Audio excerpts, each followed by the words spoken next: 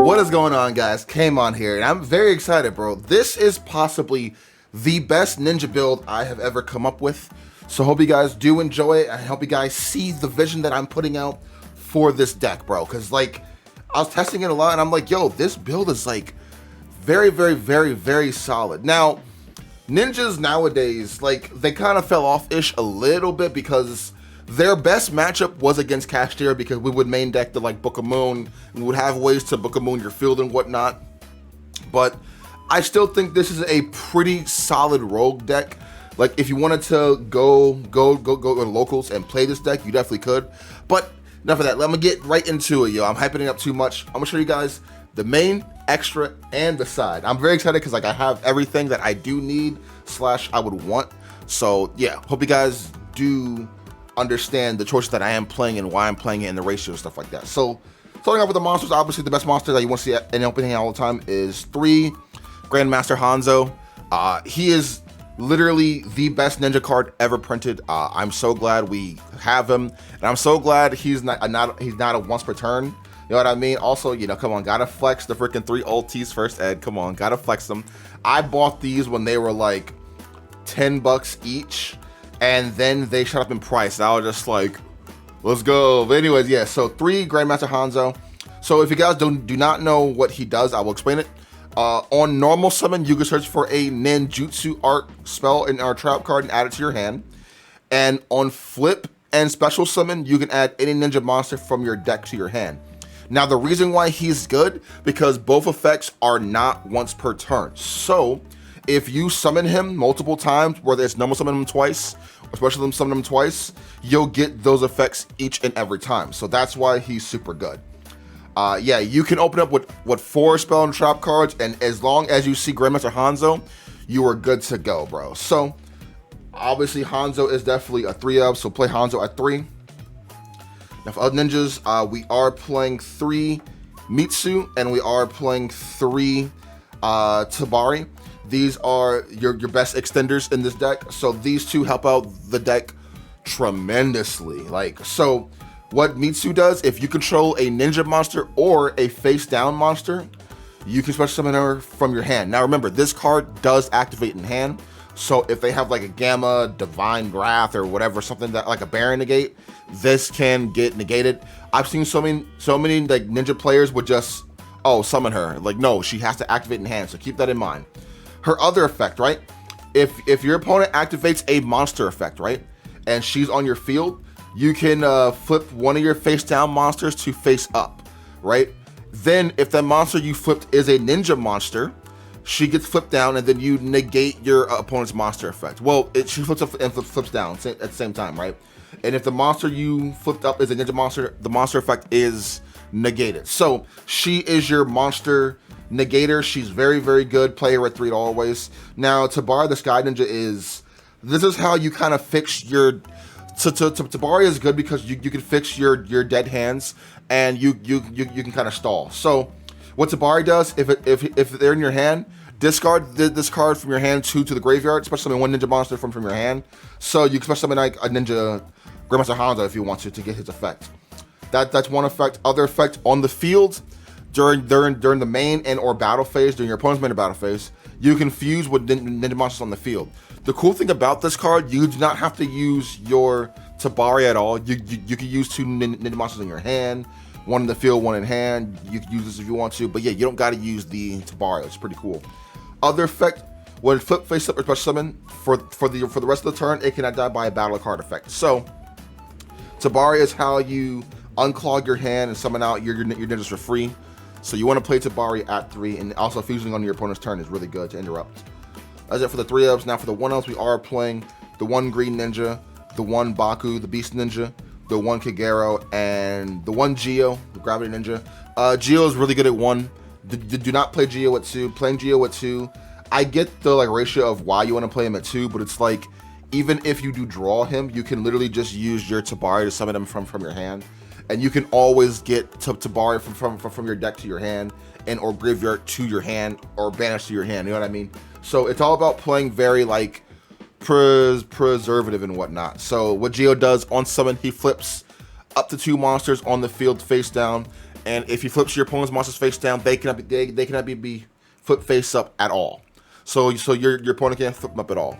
Also, his other effect, while he's face up on the field, if a monster you control is flip face up, you can target a card in the field and pop it. So Yugioh's pretty good for interruptions. Yugioh summons a ninja monster from your graveyard and or hand back to the field face down defense position, and if she's in the graveyard, and if a ninja monster you control or a ninjutsu art card is targeted, you can bounce it back to your hand and then summon this to your field face down. So here's good protection. What Baku does, if he's added from your deck to your hand, besides drawing it, obviously, you get to summon him to your field for free. Then on summon, you get to target a ninja monster or a ninjutsu art card from your deck or from your graveyard and add it back to your hand. So there's a pretty cool combo with this card with the equip card. And Green Ninja, if a monsters you control are summoned to your field while he's in your hand, you can summon this to your field, and if you do, flip one of the monsters face down. But the main effect while you use this, if it's sent to the graveyard, you can Book of Moon or flip face up one monster on the field. So he's pretty good for that.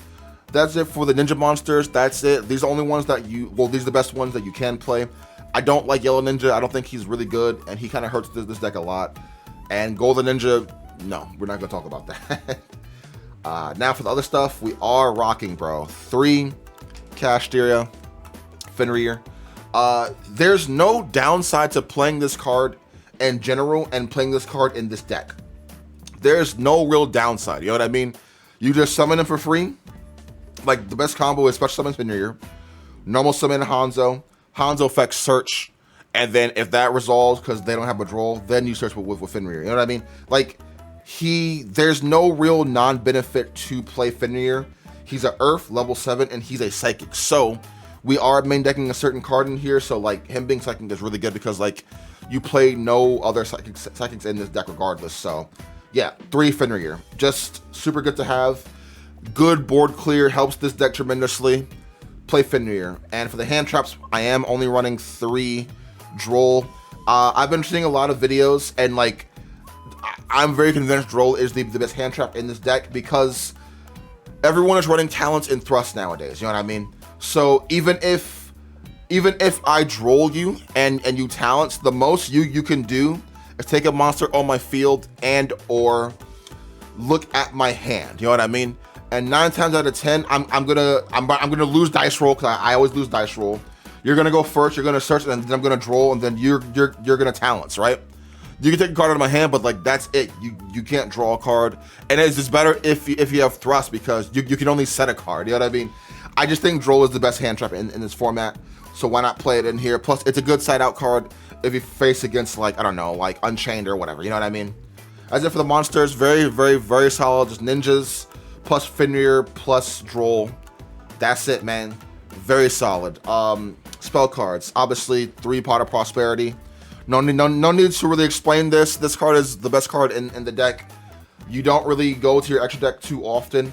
Although you have a lot more spicier stuff in here that you don't want to banish, but it depends on the matchup, you know what I mean? But yeah, just 3 Pot of Prosperity. That's a no-brainer. You cannot play this deck without playing that card. It's the most consistent card in the entire deck and game. So it's like, why not play it? And we are main decking the 3 Book of Moon. I'm using this over Book of Eclipse because I don't want you to flip up your monster during the end phase. Plus, it can get hit by Ash. And Book of Moon is still very, very good this format. Like, you can still hit a lot of purely stuff. Like, if they use that trap card, you Book of Moon their stuff and they can't do it. They try to overlay. No, none of that. You know what I mean? So, Book of Moon is still really good and fight against a lot of stuff. I am still rocking the 2 Notebook. My thing is, I do not think you need 3 Notebook. I think 2 is just fine. There's no real reason to run 3 Notebook because it's always searchable. You can recycle this. You can recycle this at any time you want to, and it's a hard once per turn for 1, right?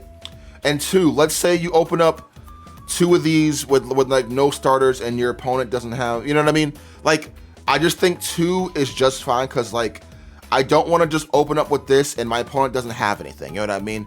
Plus, this can get ashed, you know what I mean? Or no, this cannot get ashed. I don't know. This can get ghost spelled, goddammit. But either way, I just think having just 2 of these is just fine. I don't think you need 3. I think 3 is way too much. 2 is just fine. because again, it's recyclable, searchable. You can see it anytime you want to, and it's a good card overall. The only thing I hate about it is your opponent has to control a card on their field. That's about it. But either way, pretty good card. So what it does, you can so if you have a ninja monster and ninjutsu in the graveyard, put it back to the field and summon one from the deck, vice versa. So yeah, this is like a really good card, but playing it at 2 is just fine for me. For the ones, the 1 Iron Dagger and the 1 Hidden Village, I still think Iron Dagger is such a good card printed.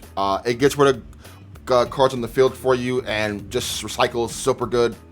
And this is just to like, this is mainly so I replenish my hand for next turn, because one of this deck's biggest weaknesses is not having a hand to play with during the following turn, and you're kind of stuck because like you can make these big boards that can interrupt your opponent and whatnot, but it is breakable. So when it does get broken, you're pretty much top decking, right? With this, you're gonna add back the Hanzo back to your hand, and boom, that's full combo again. You know what I mean? And or something else that you do need. It's just having good hand advantage is very, very, very, very important in this deck. Hence why the Fenriers are very good in here. For the 1-0s now, obviously, the 1 Rhoda and the 1 Instant Fusion for the spells. That's all you really need. I kind of want to tech in a Called by the Grave in here because I don't want to get hit with an Ash by a certain card, but so far I've been okay, you know what I mean? But I might take it in regardless, just to have it. I know what card I do want to take out though, possibly. Anyway, let's go to the trap cards. We are main decking 2 Infinite Permanents, 2 There Can Only Be Ones, and 2 Karmic Cannons. These at 2 are really, really good in my opinion. I guess I'll put it over here. You do want to play some sort of hand trap because Rescue Ace is a really good thing, Prelude is a really good thing, so it's like having that imperm to stopping them is very, very good and very important in my opinion. Oh, it's like dirty at the top. And yeah, so There Can Only Be One is a good main deck card because everything besides Hanzo, Green Ninja, and Kikagero are different. Like, these are all warriors, right? But this is a warrior, this is an insect, this is a wing beast, this is a warrior, this is a beast warrior, this is a rock type, this is a psychic, you know what I mean? So like, and the best part is you summon stuff face down also. So therefore, you can kind of clear your freaking board by like, oh, if I have a warrior and I don't want to have a warrior anymore, I could just put it face down and then I'm good to go from there, you know what I mean? So There Can Only Be One is a very good main deck option in here.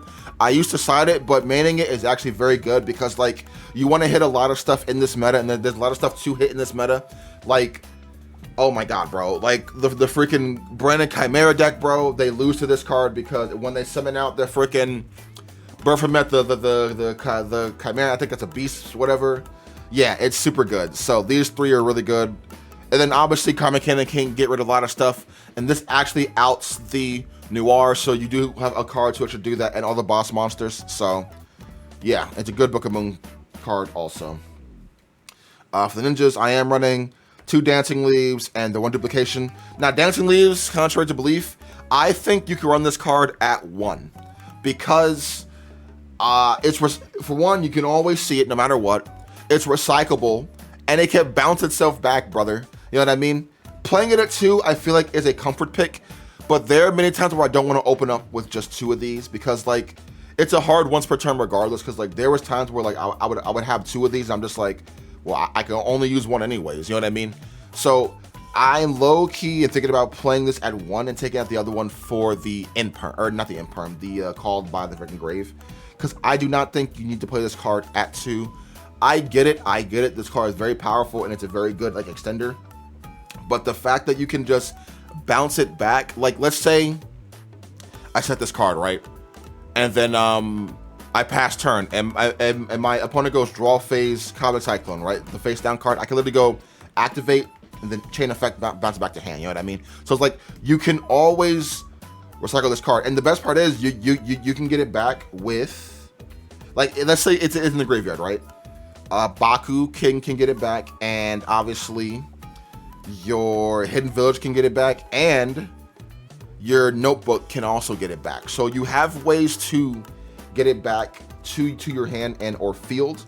So I think I'm gonna play this card at 1 and put the Called by the Grave in here over it. So, but if you guys do not like that, I get it, played it too. But my personal opinion, it is okay to take risks. So it's like, play it at just 1, see how you like it, bro. You know what I mean? Like, I just think you gotta play it more conservatively. Like, I think this deck is better played nice and slow because you're trying to like react to your opponent and stop them from playing. It's not just like a straightforward like, I do this and then I win, I do that and then I win. No, you have to kind of like battle through everything, kind of like ninjas, you know what I mean? So yeah, that is it for the main deck. That's a solid 40 cards. I think it's very, very, very, very solid, bro.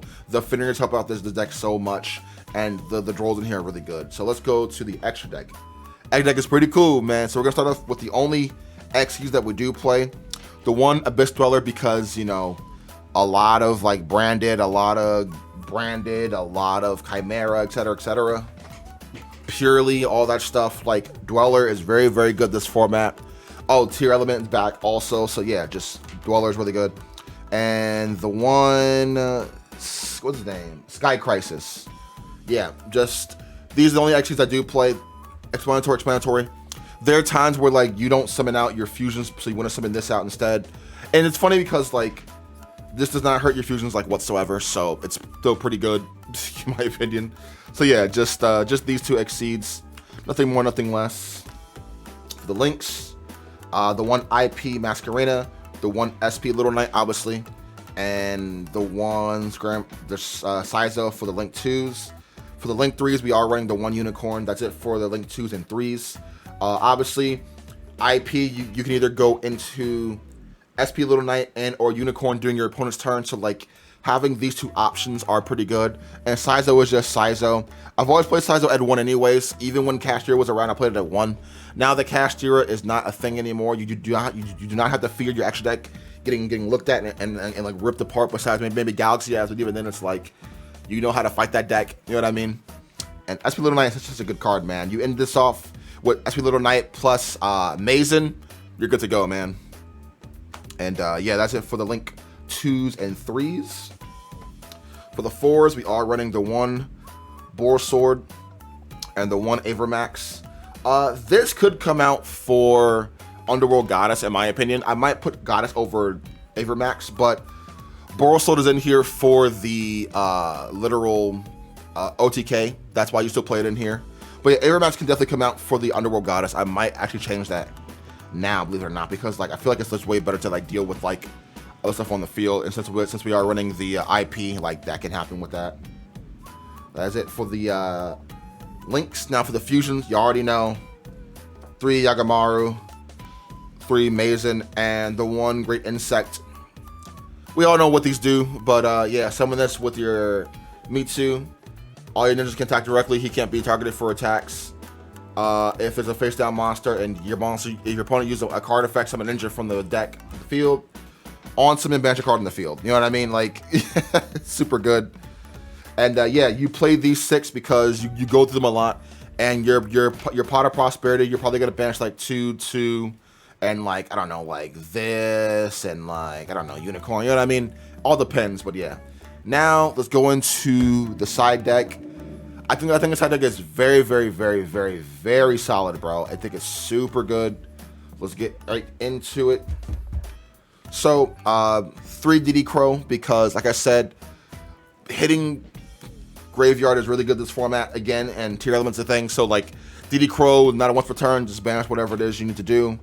Super good to play. I think DD Crow would be in the main deck if I had room, but I did not have room. So yeah, 3 DD Crow. 2 Nib, because Nib is good this format again, so why not play it? Plus, this deck does not lose the Nib because we do put stuff face down, and Nib only sends face up monsters, so keep that in mind. 2 Nib. I am still teching the one White Dragon Ninja because keeping my back row safe is really good. Everyone is running Duster and Lightning Storm, so summoning this to the field, very, very good, bro. So what he does, while he's on the field, all your spell and trap cards cannot be destroyed by a card effect. So if your opponent were to go, I don't know, Duster, and or if they were to go Lightning Storm and they call back row, you activate either Mazen and or your Dancing Leaves, and you summon this from the deck, your stuff is safe. It's just such because once he's in your hand, that's it. Because he can only be summoned through a ninjutsu art card, which you can actually summon him off of your notebook. You'll summon him face down, and your turn flip him up. So yeah, one of him. And some tech cards that I am running the one Amorphage Goliath with the one Amorphage Sloth. You tech these in because you do not want your opponent to summon from the extra deck whatsoever. And these two are the best cards to summon. They're both dragons because I am running the one Ninjutsu Art of Super Transformation. This gets you into these. So like, honestly, like summoning one of these versus purely, it's over. Your opponent does not win whatsoever, bro. Like, it's super good. So, on the field, neither player can summon monsters from the extra deck except Amorphage monsters, right? So, this is a lockdown deck, if that makes sense. So, it's like you want to lock down your opponent from doing anything and everything. So, I decided to put these in here in the side deck because this is a Ninjutsu art card, so it's always searchable off of Hanzo, and or you can place it with your Saizo, you know what I mean? Or place it with your notebook, same thing, you know what I mean? So it's like when I play it, and like these are the best targets because this can summon out either a dinosaur, sea serpent, and or a dragon, you know what I mean? And these two are dragons, so yeah, this is like the best targets. I think these are pretty good side deck cards in here, and yeah, like it's very good going first, you know what I mean? So, yep. Now for the spells, obviously, 2 Lightning Storm and the 1 Duster because you want to clear out your opponent's back row and or monsters because like this deck has a hard time kind of clearing boards. So yeah, just these for those, and obviously I'm siding the 3 evenly super good. Rescue Ace is like the best deck right now, so it's like evenly your stuff away, you know what I mean? So yeah, man, that's it for the main deck extra inside. Hope you guys did enjoy it, man. I think this is like the best build I've ever come up with. Best side deck, best extra deck, best main deck. But yeah, man, hope you guys did enjoy it, man. Like, comment, subscribe to the video. I'll see you guys next time, man. Have an awesome one. Peace.